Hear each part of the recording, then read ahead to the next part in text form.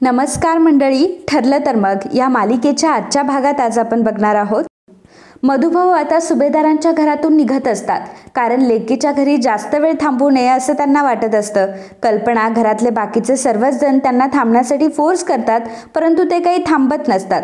जेव्हा पूर्णा आजी येते तेव्हा सगळेच जण घाबरतात, कारण मागच्या दिवाळीला पूर्णा आजीने कशा प्रकारे मधुभाऊंचा अपमान केला होता हे कोणी विसरलेलं नसतं. स्वतः मधुभाऊ सुद्धा ती गोष्ट विसरलेले नसतात. त्यामुळे पूर्णाई आता आपल्याला काहीतरी बोलणार असं मधुभाऊंना वाटू लागतं. परंतु पूर्णाई मात्र मधुभाऊंच्या बाजूने बोलू लागते आणि मधुभाऊंची ती मोठ्या मनाने माफीही मागते.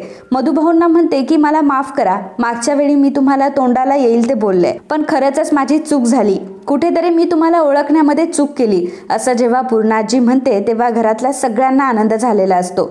वर पूर्णा आजीने मधुभाऊंना स्पष्टपणे सांगितलेलं असतं की आता तुम्ही दिवाळी आमच्यासोबतच साजरी करायची आहे आणि तुम्ही कुठेही जायचं नाहीये. कुसुम आणि मधुभाऊ हे 4-5 दिवस आमच्यासोबत राहतील असं आता पूर्णा आजीने सांगितल्यामुळे मधुभाऊ सुद्धा त्या गोष्टीला नाकारू शकत नसतात आणि मधुभाऊ म्हणतात की ठीक आहे, मी घरामध्ये राहायला तयार आहे. सायलीला या सगळ्या गोष्टीचा खूप आनंद झालेला असतो, कारण आता मधुभाऊंसोबत ती गप्पा मारू शकणार असते, मधुभाऊंना ती घर दाखवू शकणार असते आणि एवढ्या दिवसाच्या ज्या गप्पा असतात, एवढ्या दिवसाचं सायलीला जे काही सांगायचं असतं ते सगळं आता ती मधुभाऊंना सांगू शकणार असते, कारण मधुभाऊ आता तिच्यासोबत तिच्या घरामध्ये राहणार असतात. सायलीला मात्र वेगळाच आनंद झालेला असतो. मग त्यानंतर सायली आता मधुभाऊंना घेऊन रूममध्ये येते. पर मधुभाऊ रूममध्ये बसलेले असताना सायली आता त्यांच्यासाठी सुकामेवा आणते. मधुभाऊंना ती म्हणते की मधुभाऊ, आईंनी तुमच्यासाठी सुकामेवा पाठवलाय. मधुभाऊ म्हणतात की अगं, आत्ताच तर आपण फराळ केलं ना, आता ह्या सुकामेव्याला मी माझ्या पोटामध्ये कुठून जागा करू. सायली म्हणते की बरं ठीक आहे, काही प्रॉब्लेम नाही, आता इथे ठेवलाय, तुम्हाला जेव्हा भूक लागेल तेव्हा हवा तसा खा तुम्ही. मधुभाऊ बेडवर बसलेले असतात, तर सायली आता त्यांच्या पायाजवळ बसते. मधुभाऊ सायलीला म्हणतात की साऊबाळा, तुला खरं सांगू, इतक्या राजेशाही पाहुणचाराची मला सवय नाहीये ग. आधीच मी जावई बापूंच्या उपकाराखाली दबलेलो आहे. त्यात तुझे सासू सासरे, त्यानंतर पूर्णाई मॅडम, सगळेजण माझ्यासोबत इतकं प्रेमाने वागतात, इतकं जिव्हाळ्याने वागतात, त्यामुळे मात्र मला खूप अवघडल्यासारखं होतं ग. सायली मधुभाऊंना म्हणते की मधुभाऊ, तुम्हाला एक गोष्ट सांगू. मधुभाऊ म्हणतात की हो सांग ना. सायली म्हणते की अहो मधुभाऊ, जेवढं हे घर मोठं आहे ना, तेवढ्याच या घरातल्या माणसांची मनं सुद्धा मोठी आहेत. मधुभाऊ, मला माझे जन्मदाते कोण होते हे मला माहीत नाही, परंतु या घरामध्ये मात्र जीवापाड प्रेम करणारी माझी आई इथे आहे. सोबतच मला नेहमी आधार देणारे, माझ्या सोबत उभे राहणारे माझे बाबा सुद्धा आहेत. आणि हो, कधी जर चुकलेस तर मात्र हक्काने माझा कान पिळणारी माझी आजी सुद्धा आहे. अख्ख्या भावापेक्षा सुद्धा जवळचा दीर आहे, ज्यांच्यासोबत मी काहीही शेअर करू शकते. मधुभाऊ सायलीला म्हणतात की हो साऊबाळा, अगं हे सर्वजण तुझ्यावर किती प्रेम करताय हे सगळं मी बघतोय. खरंच सगळ्यांची मनं किती मोठी आहेत आणि तुला लाखात एक सासर मिळालंय. सायली मधुभाऊंना म्हणते की मधुभाऊ, फक्त प्रेमच नाही हा, या माणसांच्या मनामध्ये ना एक वेगळीच उब आहे. तुम्हाला असं वाटत असेल की तुम्ही सणासुदीला आलाय म्हणून घरामध्ये एवढं चैतन्य आहे, तर मधुभाऊ असं नाहीये. फक्त सणासुदीला नाही तर या घरातला प्रत्येक दिवस हा सणासुदीसारखाच असतो. मधुभाऊ, तुम्हाला खरं सांगू, मला अगदी रोज जाणवतं की खरंच मी किती नशीबवान आहे. आज मी ह्या कुटुंबाची भाग आहे. खरंच मला या गोष्टीचा खूप अभिमान आहे. मित्रांनो, आज आपल्या व्हिडिओचं लाईकचं टार्गेट असणार आहे 1000 लाईक्स. त्यामुळे प्लीज हे टार्गेट पूर्ण करण्यासाठी आम्हाला मदत करा. तुम्ही जर आपल्या व्हिडिओला लाईक केलं तर आणि तरच आपला व्हिडिओ जास्तीत जास्त लोकांपर्यंत पोहोचणार आहे. आणि तसंही लाईक करायला असा कितीकसा वेळ लागतो, तर मित्रांनो विचार कसला करताय, लगेच व्हिडिओला लाईक करा. मधुभाऊ, तुम्हाला माहिती आहे, पूर्णा आजीपासून विमलताईपर्यंत सगळ्यांनी मला अगदी भरभरून या घरामध्ये प्रेम दिलंय. मधुभाऊ म्हणतात की आणि आमचे जावई बापू कसे आहेत, जावई बापूंनी तुला प्रेम दिलं की नाही. मग सायली आता हसते आणि मधुभाऊंना म्हणते की अहो मधुभाऊ, ते तर म्हणजे या सगळ्या नात्यांचं मिश्रण आहे माझ्यासाठी. कधी कधी हे आई बनून माझ्यावर प्रेम करतात, मला माया लावतात, कधी कधी वडील बनून माझं रक्षणही करतात, मला आधारही देतात. ते कधीही माझ्या डोळ्यामध्ये पाणी येऊ देत नाही. खरं सांगू, हे माझ्यासाठी अगदी छोट्या छोट्या गोष्टी करतात. माझा आनंद कशामध्ये आहे हे शोधतात. माझ्यासाठी तर इतकं काय करताना मधुभाऊ, तुम्हाला काय सांगू मी. आणि समजा जर मी कधी त्यांच्यावर चिडले ना, तर अगदी लहान मुलाप्रमाणे लहान मूल होऊन माझ्या मागे मागे फिरत असतात ते.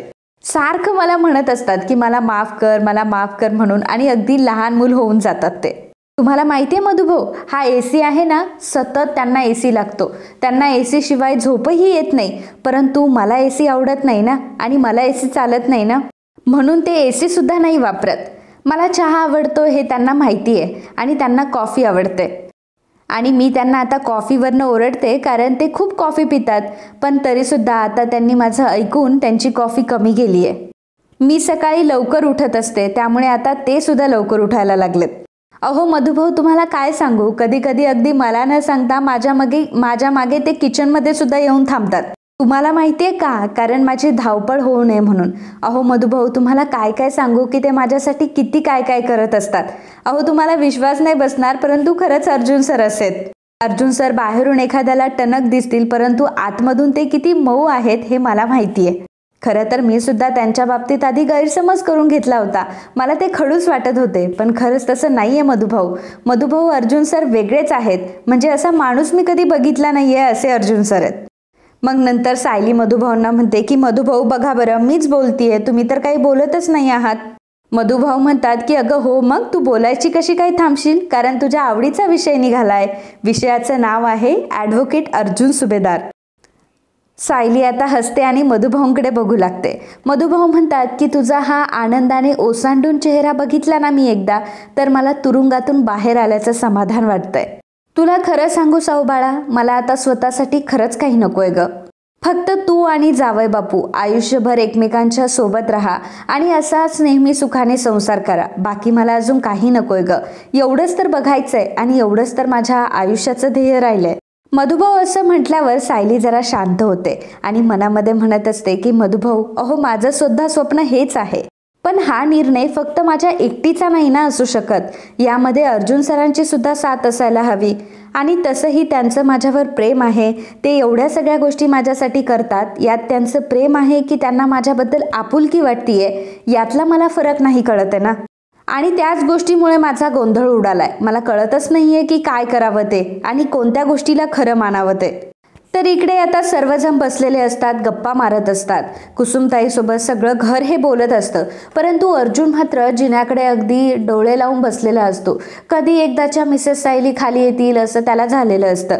चैतन्याला मात्र अर्जुनची ही परिस्थिती समजत असते, म्हणून चैतन्य अर्जुन जवळ उभा राहतो. तर अर्जुन चैतन्यला म्हणतो की चैतन्य, अरे केव्हाच्या वरती गेल्यात, कधी येतील रे खाली. चैतन्य, अरे मिसेस सायली काय बोलत असतील, तुला काय वाटतं. मिसेस सायली मधुभाऊंना घर सोडून जाण्याच्या बद्दल तर काही म्हणत नसतील ना रे. चैतन्य म्हणतो की अर्जुन, मी तुला खरं सांगू का. अर्जुन म्हणतो की हो सांग ना चैतन्य, मला तर काहीच कळत नाहीये रे. चैतन्य म्हणतो की अर्जुन, मी तुला खरं सांगतो, मला काहीच अंदाज येत नाहीये रे. तेव्हा अर्जुन आता रागाने चैतन्यकडे बघू लागतो. अर्जुन ह्या परिस्थितीमध्ये अडकलेला असतो आणि त्यावेळी चैतन्यला मात्र जोक सुचत असतात. चैतन्य अर्जुनला म्हणतो की हे बघ अर्जुन, मी तुला फ्रँकली एक गोष्ट सांगू का. सायली वहिनी ह्या तुझ्यावर चिडल्यात असं तर मला काही वाटलं नाही बाबा. पण अर्जुन, तुला माहिती आहे का, मी एक गोष्ट नोटीस केली. म्हणजे जेव्हा तू मधुभाऊंना घरी घेऊन आलाय आणि मधुभाऊंची सुटका तू केली आहे, जेव्हा ही गोष्ट सायली वहिनीला कळली ना, तेव्हा सायली वहिनीने ज्या प्रकारे तुला मिठी मारली आहे, त्या प्रकारे मिठी फक्त एक बायकोच नवऱ्याला मारू शकते, जिचं आपल्या नवऱ्यावर प्रेम आहे. अर्जुन म्हणतो की खरंच चैतन्य, तुला असं वाटतं का. तेव्हा चैतन्य म्हणतो की हो वाटतं मला असं.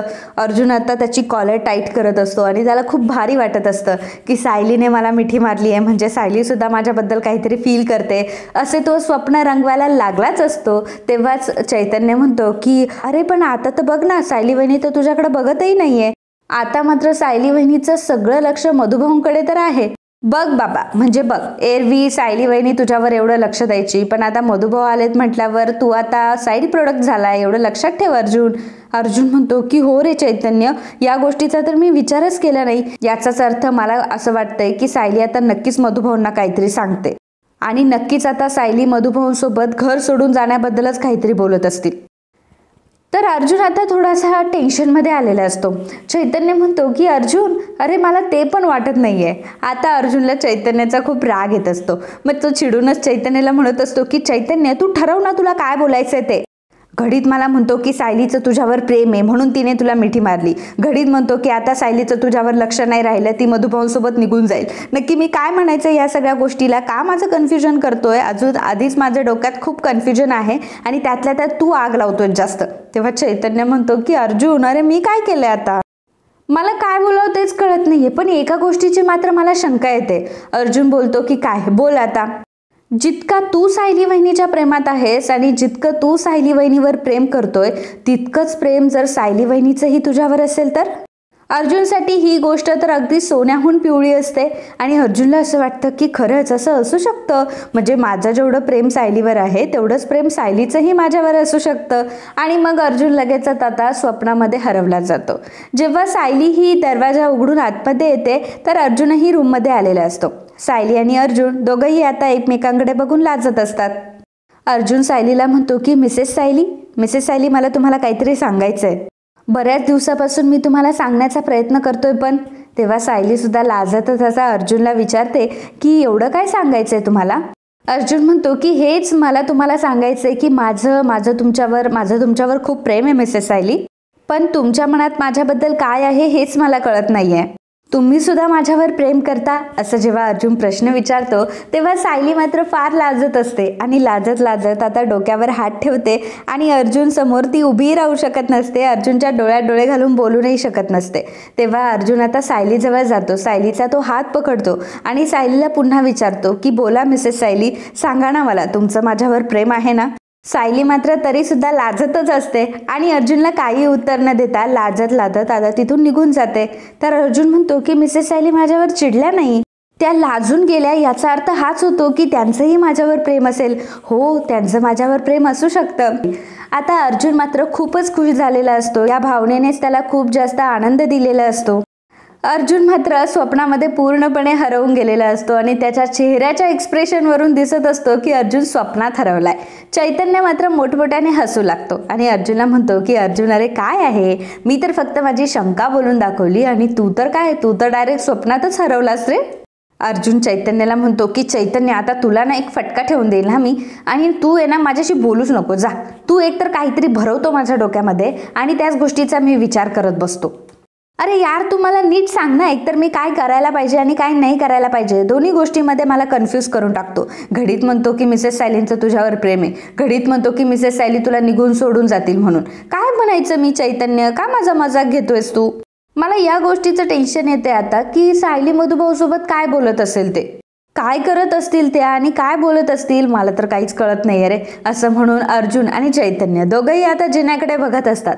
आता कल्पनाचं लक्ष जाते की बाबा हा अर्जुन वरती काय बघतोय, आणि मग ती पूर्णा आजीला म्हणते, पूर्णाई, हो बघताय ना, बायको 5 मिनिटं काय नजरेच्या बाजूला झालीये, नाहीतर तुमचा नातू बघा किती कासावीस झालाय ते. सर्वजण आता अर्जुनकडे बघतात आणि हसायला लागतात.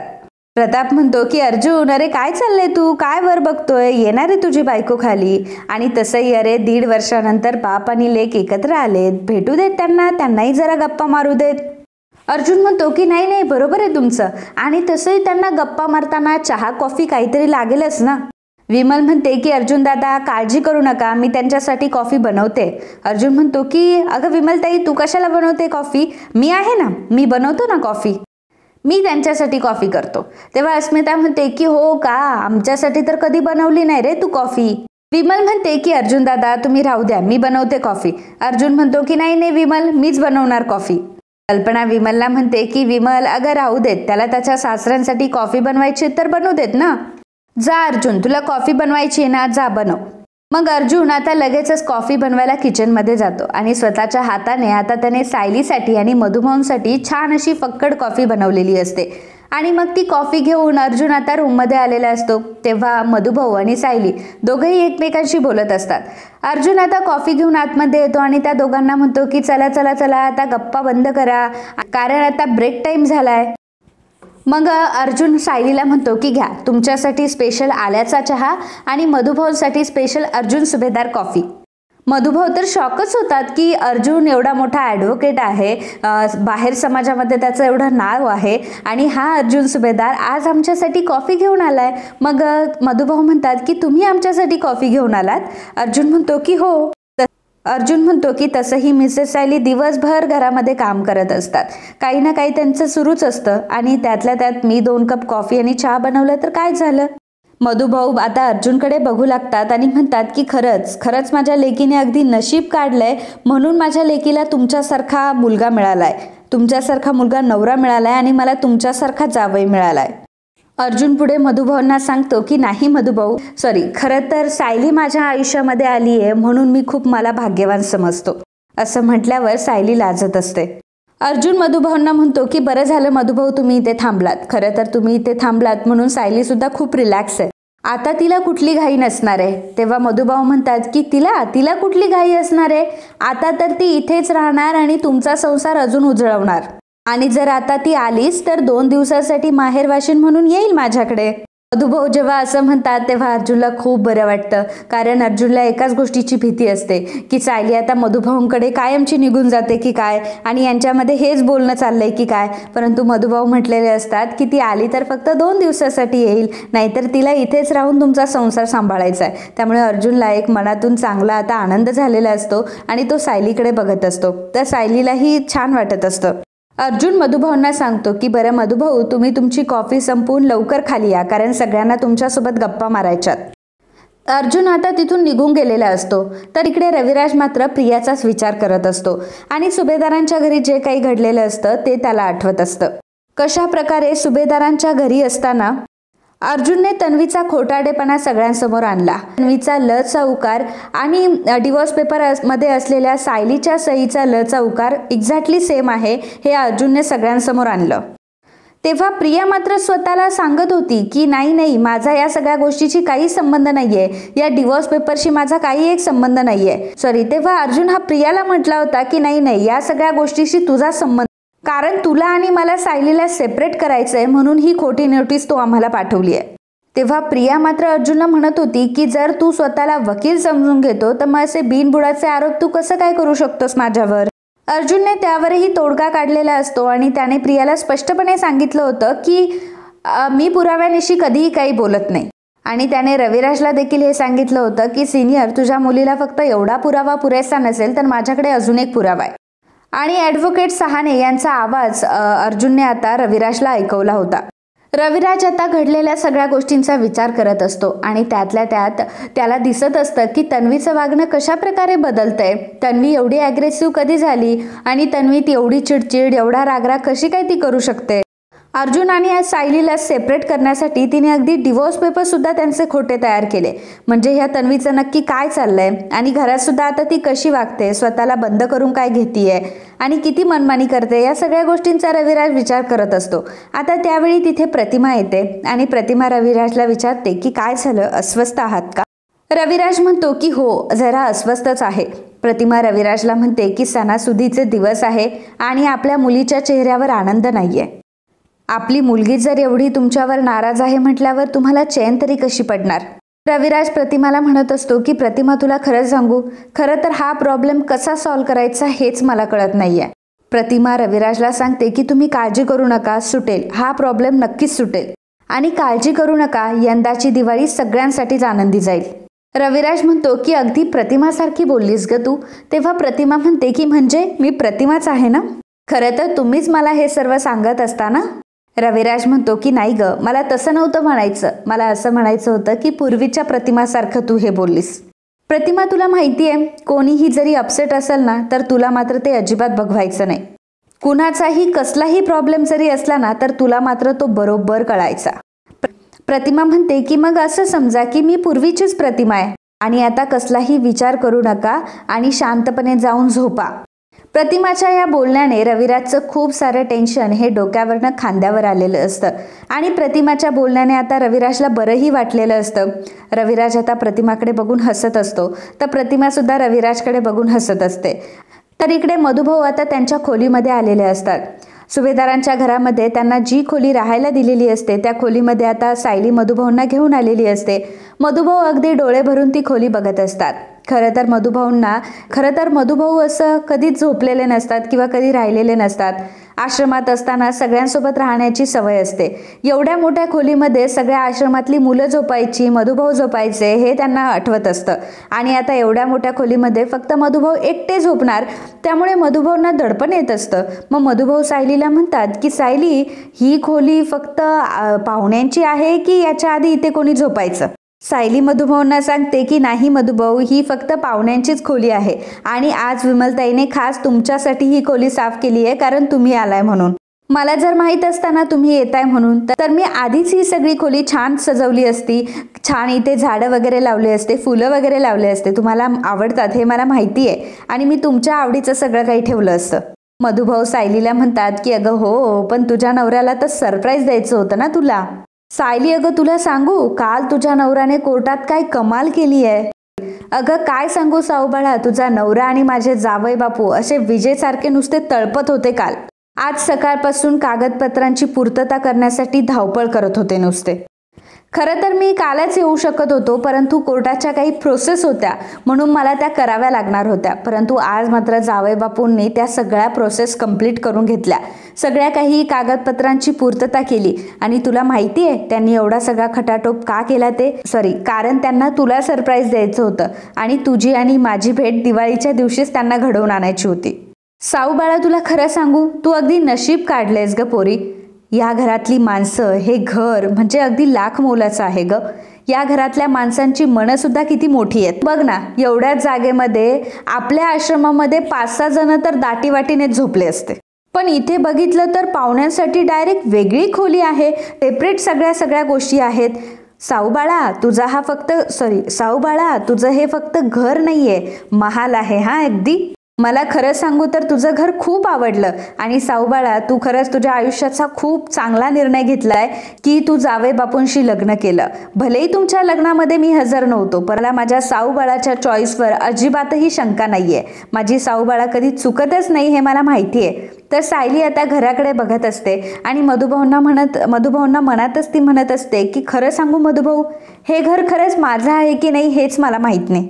सायली त्याच गोष्टींचा विचार करत हरवून गेलेली असते. तेव्हा मधुभाऊ सायलीला म्हणतात की अगं साऊबाळा, काय झालं, कसला विचार करतेयस? सायली म्हणते की काही नाही मधुभाऊ, घराचाच विचार करत होते. मधुभाऊ म्हणजे बघा ना, आपल्या घरामध्ये, आपल्या आश्रमामध्ये रक्ताचं कोणाचंही एकमेकांसोबत काही नातं नव्हतं, पण मायेचे बंध मात्र होते आणि एक वेगळीच ऊब होती. आणि तशीच मायेची ऊब मात्र या घरामध्ये आहे हा मधुभाऊ. खरं सांगू, या घरामध्ये मी कधी आले आणि कधी या घराची होऊन गेले ना, माझं मलाही कळलं नाही. मधुभाऊ, तुम्हाला खरंच सांगू, इथली माणसं आहे ना, असं म्हणत सायली हसते आणि म्हणते की मधुभाऊ, अहो मी तुम्हाला जर सुभेदारांच्या कहाण्या सांगत बसले आणि सुभेदार किती चांगले आहेत हे जर सांगत बसले ना, तर पहाट सुद्धा होऊन जाईल आणि मग तुमचं जागरण होईल. चला बरं, आता तुम्ही झोपून घ्या, खूप वेळ झाली आहे ना. तेव्हा मधुभाऊ म्हणतात की साऊबाळा, तुला खरं सांगू, अशा ह्या मऊ आणि गुबगुबीत गादीवर मला झोप येईल असं तर काय मला वाटत नाही, कारण मला आता त्या जेलमधल्या खडबडीत जमिनीची सवय झाली आहे ग. सायली मधुभाऊंना समजावत असते की मधुभाऊ, आता त्या सगळ्या गोष्टी विसरा तुम्ही. खरं तर आता त्या जेलमध्ये तुम्हाला परत कधीच जायचं नाहीये, त्यामुळे जेलचा विषय सुद्धा तुम्ही इथे काढू नका. आणि आता तुमची निर्दोष मुक्तता हीच तुमची खरी पायरी आहे. चला बरं, आता तुम्ही लवकर झोपून घ्या. तेव्हा मधुभाऊ म्हणतात की अगं मी झोपतो ना, तू जा. तेव्हा सायली म्हणते की नाही हा मधुभाऊ, आज मला तुमचे पाय चेपून द्यायचे आहेत. तेव्हा मधुभाऊ म्हणतात की कशाला माझे पाय चेपून देतीयस, तिकडे जावई बापू रूममध्ये असतील, तुझी वाट बघत असतील, जा बरं तू. सायली म्हणते की नाही म्हटलं ना मधुभाऊ तुम्हाला, एकतर कितीतरी दिवसांनंतर मला तुमची अशी सेवा करायला मिळते. खरं तर जेलमध्ये तुम्हाला कसा आणि किती त्रास झाला असेल याचा मी विचारही नाही करू शकत. मधुभाऊ, निदान मला एवढं तरी करू द्यात. तेव्हा मधुभाऊ म्हणतात की आता माझी लाडकी लेक निदान या विषयावर तरी माझं काही ऐकून घेईल असं मला वाटत नाही. सायली म्हणते की हो मधुभाऊ, तुम्हाला माहिती नाही ही गोष्ट, मग चला बरं झोपा आता. मधुभाऊ म्हणतात की बरं बाळा, झोपतो आता, मी तरी काय बोलणार. मग मधुभाऊ आता झोपलेले असतात, तर सायली आता मधुभाऊंचे पाय चेपून देत असते. मधुभाऊ तेव्हा सायलीकडेच बघत असतात. खरं तर कितीतरी 1.5 वर्षानंतर त्यांना हा योग आलेला असतो की त्यांचे साऊबाळ आता त्यांचे पाय चेपून देत असते. आश्रमात असताना सायली कायम मधुभाऊंच्या पायाला तेल लावून द्यायची, त्यांचे पाय चेपायची. परंतु 1.5 वर्ष मधुभाऊंनी ही गोष्ट मिस केली होती आणि आता 1.5 वर्षानंतर सायलीने आज पुन्हा मधुभाऊंचे पाय चेपून दिलेले असतात. तर मधुभाऊंचे पाय चेपताना सायलीला सुद्धा एक वेगळाच आनंद होत असतो आणि हा क्षण तिच्या आयुष्यात सुद्धा 1.5 वर्षानंतरच आलेला असतो. त्यामुळे आनंदाने हे सर्व ती करत असते. सायली जेव्हा मधुभाऊंचे पाय चेपत असते तेव्हा मधुभाऊंना मात्र निवांत झोप लागते. सायली मधुभाऊंकडे बघत असते. अर्जुनच्या मात्र मनाला काही चैन पडत नसते, कारण अजून सायली रूममध्ये आली नसते ना. सायलीचीच तो वाट बघत असतो. कधी एकदाची सायली रूममध्ये येईल असं त्याला झालेलं असतं, परंतु सायली अजून रूममध्येच आलेली नसते. त्यामुळे अर्जुन सारखाच रूममध्ये एरझरे घालत. अर्जुन म्हणत असतो की कधी येतील मिसेस सायली. आणि हो, चैतन्य बोलत होता ना, ते अगदी बरोबर आहे. चैतन्य बरोबर बोलत होता. मधुभाऊ जेव्हापासून आले तेव्हापासून मिसेस सायली काय माझ्याकडे लक्षच द्यायला तयार नाहीये. मिसेस सायली, तुम्ही लवकर या ना रूममध्ये. अहो, मला तुम्हाला सांगायचं आहे की मी खरंच मधुभाऊंची केस डिले करत नव्हतो म्हणून. तुम्हाला काहीतरी गैरसमज झाला होता. मला तुम्हाला हे समजून सांगायचं आहे. तुम्ही लवकर या ना रूममध्ये. मला तुमच्यासोबत हे सगळं शेअर करायचं आहे, परंतु तुम्ही रूममध्ये यायला तर पाहिजे ना. मग अर्जुनच्या मनामध्ये विचार येतो की मिसेस सायली इथे येत नाहीये तर काय झालं, मी जाऊ का मिसेस सायलींकडे त्यांना बोलवायला. पण नाही, नको. मी जर आता गेलो त्यांना बोलवायला तर मिसेस सायलींना ते आवडणार नाही, कारण मधुभाऊ खूप वर्षानंतर त्यांच्याजवळ आलेत आणि त्यांच्याशी गप्पा मारायला त्यांना भेटताय. त्यामुळे माझ्यावरच चिडतील उगाच. मी नको जायला तिकडे. अर्जुनला आता काय करावं तेच कळत नसतं. अर्जुन आता खूप मोठ्या गोंधळात पडलेला असतो. आणि मित्रांनो, आजचा हा भाग इथेच संपतो. पुढील भागात आपल्याला बघायला मिळणार आहे. तर जेव्हा रविराज, नागराज आणि प्रिया हे तिघही बसलेले असतात तेव्हा सुमन आता घाबरतच रविराजकडे येते आणि रविराजला ती म्हणते की भाऊजी, अहो वहिनी कुठे गेलाय, तुम्हाला काही माहिती आहे का? तुम्हाला काही माहिती आहे का वहिनी कुठे आहेत? अहो भाऊजी, मी सगळीकडे बघितलं, परंतु वहिनी मात्र कुठेच नाहीये. कुठे गेल्या असतील वहिनी? आता मात्र सगळ्यांना खूप टेन्शन आलेलं असतं. एकतर प्रतिमा अजून पूर्णपणे बरी झालेली नसते आणि त्यातल्या त्यात ती गायब झाली, म्हणून आता सगळ्यांना टेन्शन येतं. म्हणजे रविराजला टेन्शन आलेलं असतं. एकतर प्रतिमाच्या बाबतीत मागे जे काही घडलं होतं तोही प्रसंग रविराजला आठवतो आणि प्रतिमाबद्दल आता त्याला खूप काळजी वाटू लागते. तर प्रतिमा मात्र प्रियाची बाजू मांडण्यासाठी आता सुभेदारांच्या घरी आलेली असते. प्रतिमा सुभेदारांच्या घरी येते आणि सर्वांना ती म्हणत असते की मला माहिती आहे की तन्वीने खूप मोठी चूक केली आहे, परंतु शेवटी लहानांची चूक ही मोठ्यांनीच पोटात घालायची असते ना. प्रतिमा आता प्रियाची बाजू घेत सगळ्यांना सांगत असते की तन्वीला तिच्या वागण्याचा आता खूप पश्चाताप होतोय, परंतु आपण सगळ्यांनी तिला सुधारण्याची एक संधी द्यायला हवी ना. प्रतिमा आता पूर्णाजी समोर हात जोडते आणि पूर्णाजीला ती म्हणत असते की फक्त एवढं दान माझ्या पदरात घाला आणि तुमच्या नातीला पुन्हा एकदा तुमच्या घरामध्ये येऊ द्या. प्रतिमाने आता तन्वीसाठी हात जोडलेले असतात, तेही पूर्णाजी समोर, आणि तन्वीसाठी ती भीकही मागत असते. का तर फक्त सुभेदारांनी तन्वीला माफ करावं, परंतु तन्वीला मात्र या गोष्टीची खबरही नसते आणि प्रतिमा हे सगळं माझ्यासाठी करायला गेली आहे याचा तिला अंदाजही नसतो. तर पूर्णाजी आता प्रतिमाचं म्हणणं ऐकून तन्वीला खरंच माफ करेल का? प्रतिमाने तर पूर्णाजी समोर हात जोडले, तर पूर्णाजी हे सगळं कधीच बघू शकणार नाही. त्यामुळे ती नक्कीच तन्वीला माफ करेल आणि पुन्हा एकदा प्रियाचं पुन्हा एकदा सुभेदारांच्या घरात येणं जाणं वाढेल, यात काही शंका नाही. So friends, if you like my video, please do subscribe, share and comment. Thank you.